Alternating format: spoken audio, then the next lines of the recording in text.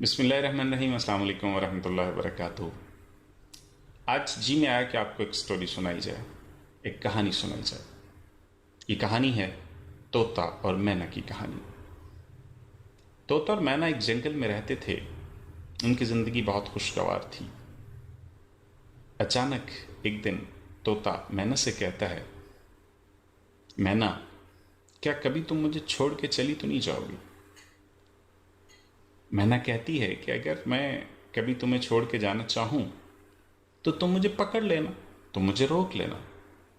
تو طوطا مینا سے کہتا ہے کہ تم کبھی مت جانا، لیکن اگر تم کبھی جانا چاہو گی اور میں تمہیں نہ پکڑ سکا، نہ روک سکا، تو پھر ہمارے درمیان جو فاصلے دوریاں ہو جائیں گی، ہم ایک دوسرے کے بغیر کیسے زندہ رہیں گے؟ تو مینا جذباتی ہو گئی۔ تو مینا نے جا کے اپنے سارے پنکھ توڑ دیے اور طوطا میاں سے آ کے کہتی ہے، طوطا میاں، اب میں کہیں نہیں جا سکوں گی، لیکن تم بھی میرے ساتھ لڑائی مت کرنا، اب ہم ہمیشہ ایک دوسرے کے ساتھ رہیں گے۔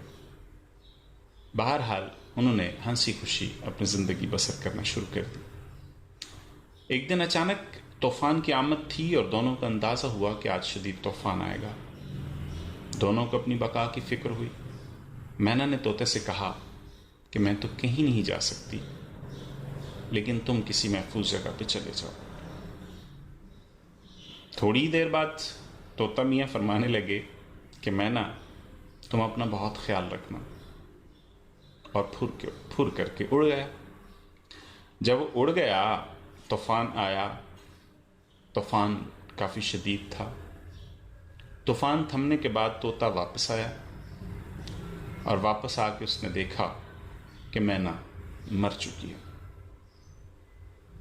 اسے کافی افسوس ہوا، اس نے اس پہ افسوس کیا، لیکن ساتھ ہی ایک ڈالی کے اوپر ایک تحریر لکھی ہوئی تھی، اور وہ تحریر یہ تھی، کاش وہ اڑنے سے پہلے ایک دفعہ کہتا کہ میں تمہیں چھوڑ کے نہیں جا سکتا، تو میں طوفان آنے سے پہلے ہی مر نہ چکی ہوتی۔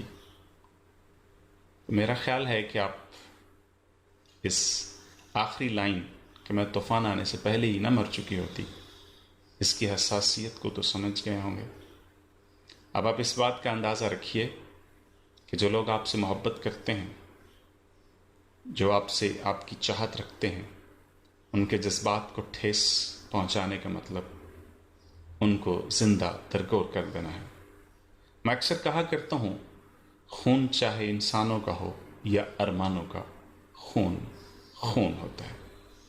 آج کے لیے اتنا ہی کافی ہے، پھر کبھی کسی اور موضوع کے ساتھ۔ السلام علیکم ورحمۃ اللہ وبرکاتہ۔ اللہ تعالی ہم سب کا حامی و ناصر۔ خدا حافظ۔